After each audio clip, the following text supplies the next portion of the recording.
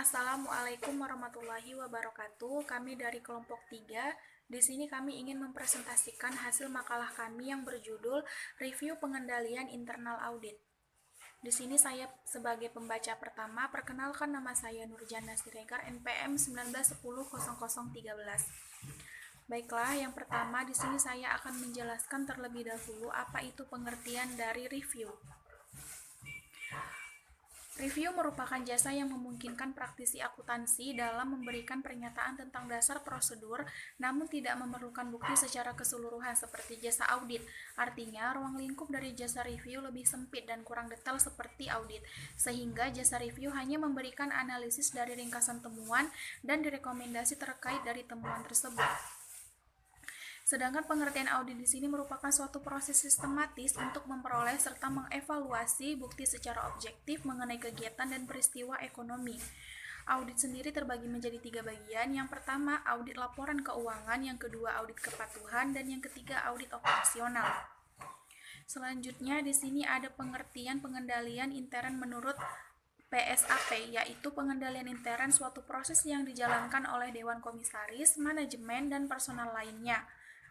Kemudian, untuk memberikan keyakinan memadai tentang pencapaian 3 golongan tujuan berikut. Yang pertama, keandalan pelaporan keuangan, yang kedua, efektivitas dan efisiensi operasi, dan yang ketiga, kepatuhan terhadap hukum dan peraturan yang berlaku. Selanjutnya, di sini ada sistem pengendalian intern klien. Dalam setiap siklus transaksi harus cukup memberikan kepastian yang layak bahwa transaksi yang tercatat adalah wajar, transaksi yang tercatat adalah sah, transaksi diotorisasi sebagaimana mestinya, transaksi yang ada sudah dicatat, transaksi dinilai sebagaimana mestinya, transaksi diklasifikasikan sebagaimana mestinya, transaksi dicatat pada waktu yang tepat, dan transaksi dimasukkan dengan tepat ke dalam catatan pembantu dan diikhtisarkan dengan benar. Selanjutnya, pembahasan selanjutnya yang akan dilanjutkan oleh teman saya, Laila Sari. Terima kasih. Assalamualaikum warahmatullahi wabarakatuh. Saya Laila Sari Siregar, NPM 19100008. Di sini saya akan melanjutkan tentang makalah kami. Pembahasannya yaitu menurut Bambang Hartadi, akuntansi berikut di bawah ini dipandang sebagai alasan mengapa sistem pengendalian intern diperlukan.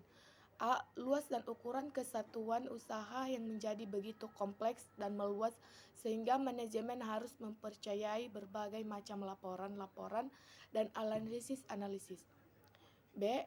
Pengawasan dan pengelolaan yang melihat pada sistem pengendalian intern yang baik mampu melindungi terhadap kelemahan manusia, mengurangi kemungkinan kesalahan atau ketidakberesan yang akan terjadi.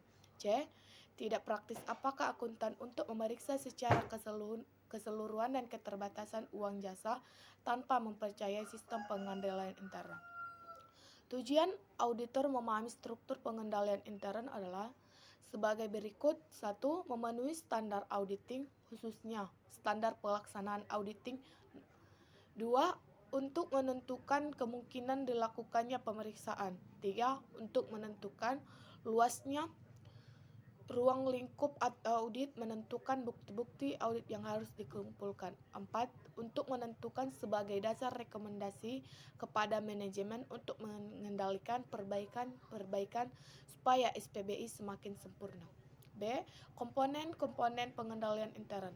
Ada 5 komponen pengendalian intern yang saling berhubungan, yang antara lain 1.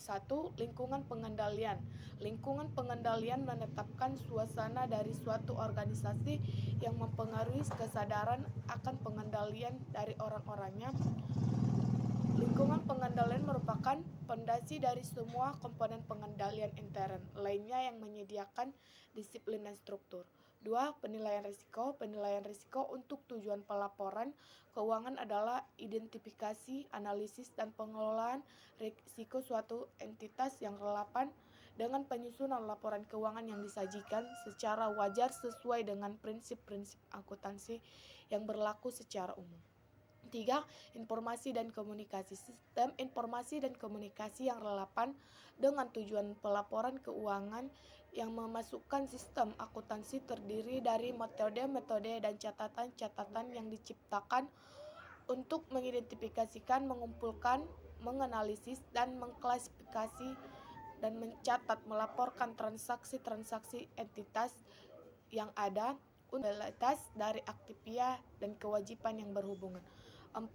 Akutin pengendalian. Aktivitas pengendalian merupakan kebijakan dan prosedur yang membantu memastikan bahwa pemerintah manajemen telah dilaksanakan.